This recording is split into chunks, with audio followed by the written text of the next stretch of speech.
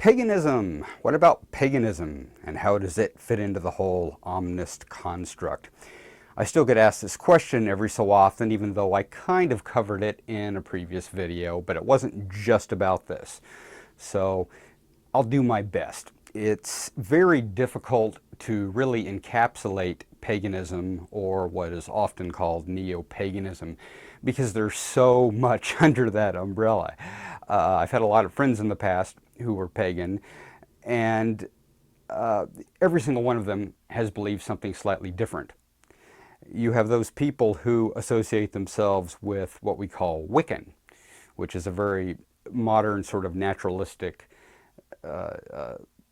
belief system which came out of the 60s, and that is one of the closer things to what I might call a system within paganism that's sort of consistent. You know, you can sort of assume that people who are Wiccan believe somewhat similarly. In general, pagans can be anything. They can be alchemists. They can be some form of Kabbalists, or they can be more Hermetic, or Hermetic Kabbalists, or, you know,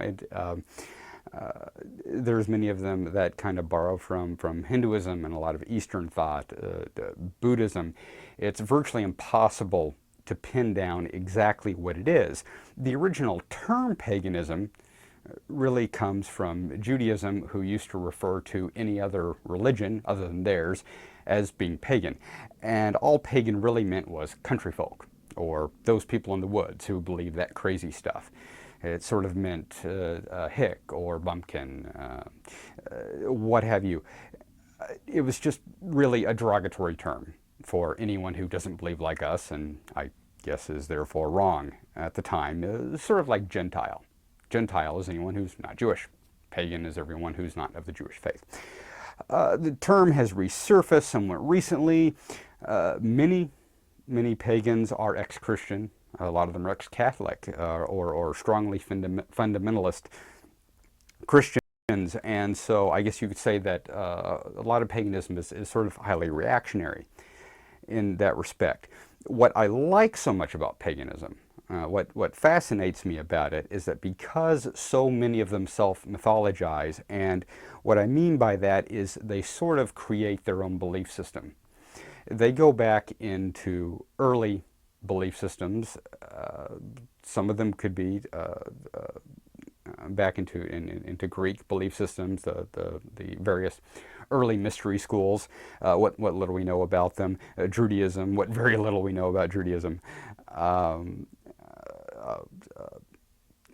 Vedic traditions, Norse traditions, and they sort of create their own mythology and their own self-mythology. And what I find really interesting about that is that even though obviously you will get some pagans who are very anti-Christian, usually, well, particularly the ones who used to be Christian, can be somewhat angry at Christianity, and to me it's really more of a reaction to their upbringing than necessarily to the faith itself. But because they have self-mythologized so much and sort of created their own belief system, and while I tend to see that many of their values are the same, their symbols and their labels are obviously of their own construct to a great extent, and because of that I find them to be very open-minded. It's interesting how when someone is born to a tradition that has been around for thousands of years, like Christianity, Judaism, Buddhism, Hinduism, etc., people have a bit more of a tendency to be dogmatic because they feel like, I am a part of this tradition that has stretched back forever, and therefore everything I believe is the way it is and it's right.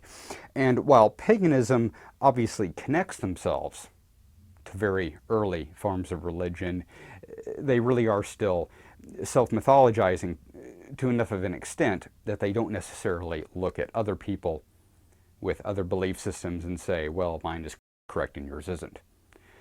After all, if you did that, you could hardly get along in pagan circles, because virtually everybody there has a slightly different system that they follow.